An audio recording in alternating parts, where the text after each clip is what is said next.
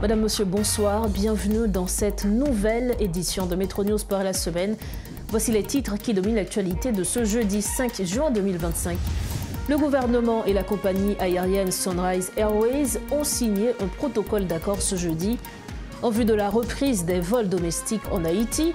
Après plusieurs mois de suspension de la liaison aérienne régulière entre les villes de province et Port-au-Prince en raison de l'insécurité, les vols reprendront le 12 juin prochain. L'administration Trump a ajouté Haïti à une liste de 12 pays dont les ressortissants sont désormais interdits d'entrer aux États-Unis, évoquant des raisons de sécurité nationale. L'interdiction totale risque d'aggraver la situation économique du pays, marquée par la violence des gangs, selon certains observateurs. Également, au titre de ce jeudi, des employés de l'ONA ont organisé un sitting ce jeudi devant les locaux de l'institution à Pétionville. Ils dénoncent des cas de corruption et des mauvaises conditions de travail, demandant à l'ULCC d'enquêter sur la gestion de l'actuelle administration.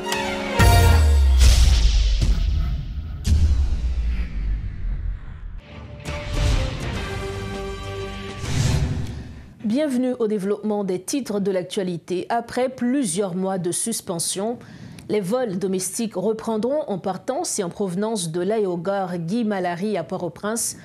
Le gouvernement haïtien et la compagnie Sunrise Airways ont signé un protocole d'accord ce jeudi 5 juin en vue de la reprise du trafic aérien national à partir du 12 juin prochain. Ont pris part à cette cérémonie le Premier ministre Alix Didier-Fils-Aimé, le ministre des TPTC Raphaël Hosty, le ministre de l'Économie et des Finances Alfred Fils-Métellus et les directeurs généraux de l'OFNAC et de l'AAN, respectivement Réginald Guignard et l'ingénieur Yves Ducarmel-François. Suivez ce reportage signé Riti Fortuné. Un protocole d'accord qui marque officiellement la reprise des vols réguliers de Port-au-Prince vers les villes de province après des mois de paralysie de l'aéroport en raison de l'insécurité.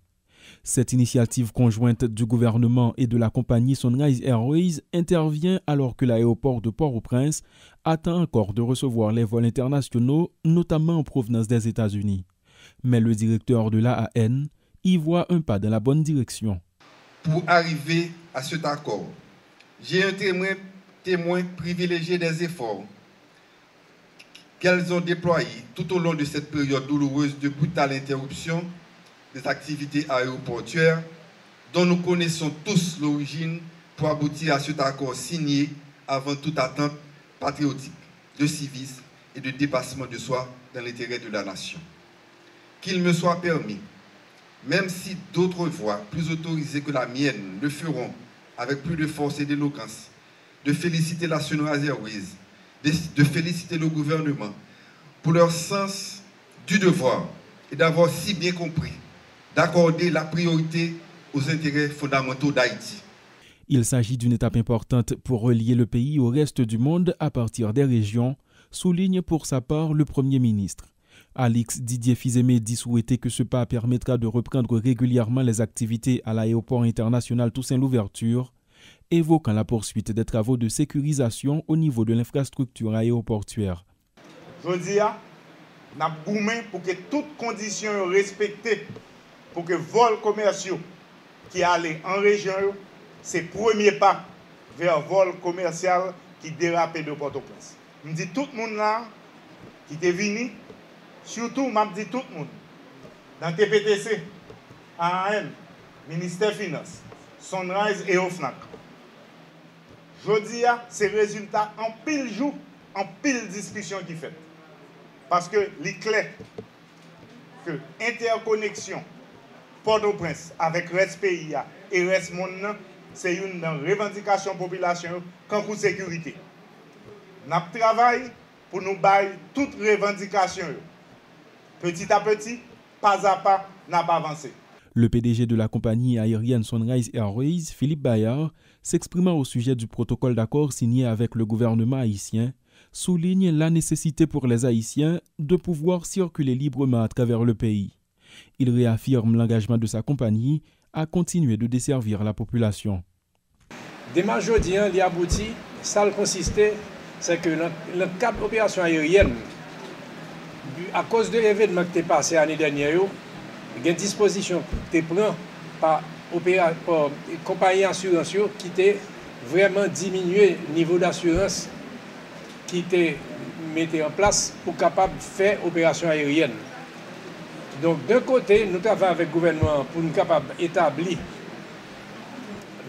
au FNAC avec AN particulièrement pour nous capable et même la police nationale pour nous capable d'établir ça qui est fait pour faire comme procédure pour capable minimiser le risque d'opération aérienne de et vers Port-au-Prince.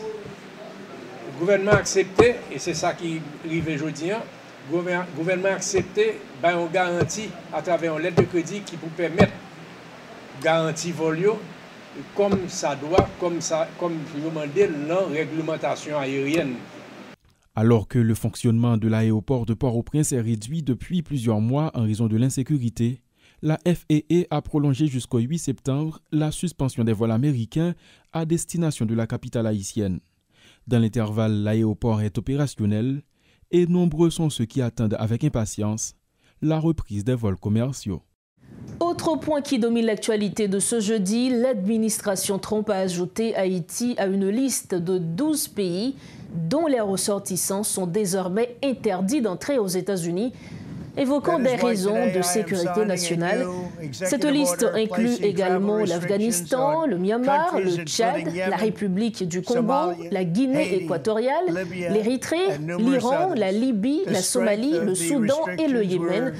Cette mesure, relayée par CBS News et sur la plateforme X, s'inscrit dans un durcissement de la politique migratoire américaine après des restrictions de visa imposées à 43 pays, dont Haïti en mars dernier. Haïti, déjà en crise humanitaire et politique, subissait des limitations sévères, catégorie orange, pour les visas d'immigrants, de touristes et d'étudiants. Cette interdiction totale risque d'aggraver la situation économique du pays, marquée par les violences des gangs. Toujours concernant ce dossier, l'ancien ministre des Affaires étrangères Edmond Bouchit explique que l'interdiction d'entrée des Haïtiens sur le territoire américain était prévisible. Il s'agit d'une décision souveraine des États-Unis, rappelle-t-il, sur laquelle ils peuvent revenir si les autorités haïtiennes collaborent. Écoutons les explications de l'ancien ambassadeur d'Haïti à Washington, Edmond Bouchit. Si je me réfère au moment de la campagne du président Trump, de sa campagne électorale, il avait été très clair, et même trop clair. On sentait venir ce genre de mesures.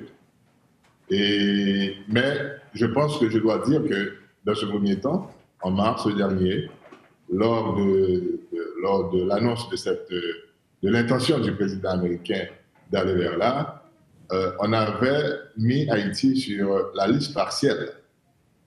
Entre-temps, j'ai l'impression qu'il y a quelque chose qui a mal passé, ou du moins, on n'avait pas pris suffisamment au sérieux cette décision. Et aujourd'hui, on se voit sur la liste définitive, c'est-à-dire sur l'interdiction totale. Et je pense que c'est vraiment un coup dur, je dirais, le coup de grâce à l'image d'Haïti sur la scène internationale. Et maintenant, comme pays qui a une instabilité politique chronique et qui s'est vu avec avoir des organisations criminelles transformées, étiquetées comme des organisations terroristes. Et aujourd'hui, nous sommes sur la liste de 12 pays qui sont interdits d'entrer sur le territoire américain. Mais l'essentiel, c'est qu'il y a encore une porte. Il y a encore une porte ouverte. Il suffit pour nous autres Haïtiens, les autorités haïtiennes, il suffit de bien examiner et de voir comment s'assurer que des mesures importantes de sécurité soient prises en vue de voir comment sortir sur cette liste. Et je dirais cette liste infâme que Haïti se trouve aujourd'hui. Les autorités haïtiennes ont 190 jours avant le prochain réexamen de la situation dans le pays par le département d'État américain, selon Pierre-Antoine Louis. D'ici là, elles devront prouver qu'elles ont fait des progrès dans la gestion des problèmes migratoires et du terrorisme, explique-t-il, pour pouvoir espérer un changement. Monsieur lui affirme que les Haïtiens détenteurs d'un visa valide ou d'une résidence permanente pourront continuer d'entrer aux États-Unis malgré l'interdiction prononcée par l'administration Trump. Il rappelle que cette proclamation vise avant tout à protéger les États-Unis contre des pays qui abritent des groupes terroristes et se montre incapable de contrôler leur flux migratoire. On parle encore de ce dossier. L'organisation Amnesty International critique vivement la nouvelle interdiction de voyage vers les États-Unis imposée par le président Donald Trump aux ressortissants de 12 pays, dont Haïti. Selon Agnès Calamard, secrétaire générale de l'organisation, cette mesure est discriminatoire, raciste et cruelle. Elle viole les droits fondamentaux et le droit d'asile. L'ONG accuse l'administration Trump de propager la haine et la désinformation, tout en mettant en péril des millions de personnes cherchant sécurité et protection. Pour refermer cette édition de Métro News, des citoyens qui se réclament des employés de l'Office national d'assurance vieillesse ont fait passer leurs revendications lors d'un sitting organisé ce jeudi devant les locaux de l'institution à Pétionville. Ils dénoncent des cas de corruption à l'ONA et des conditions de travail déplorables. Les protestataires demandent à l'ULCC d'enquêter sur la gestion de l'administration actuelle. Suivez ce reportage de Rodolphe Fierluy. Des citoyens qui se réclament des employés de l'Office national d'assurance ont organisé ce jeudi un sit-in devant les locaux de l'institution pour faire passer leurs revendications.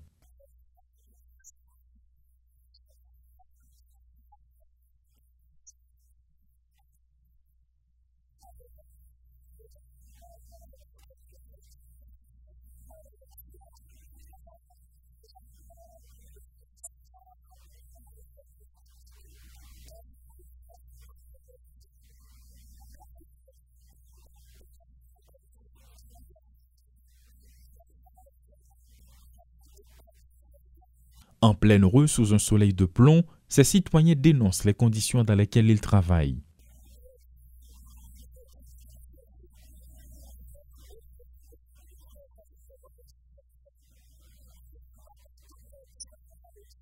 Ce n'est pas la première fois que des mouvements de protestation sont constatés à l'ONA et jusqu'ici, les causes depuis des lustres sont toujours les mêmes.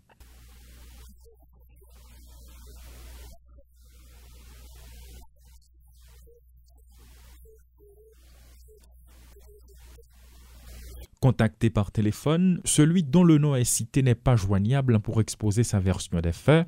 Toutefois, en attendant de savoir la version officielle des responsables de l'ONA, des protestataires menacent d'entamer une autre phase dans leur mouvement sans pour autant apporter de précision. Dernier rappel des titres à la une de ce soir avant de refermer cette édition de Métro News.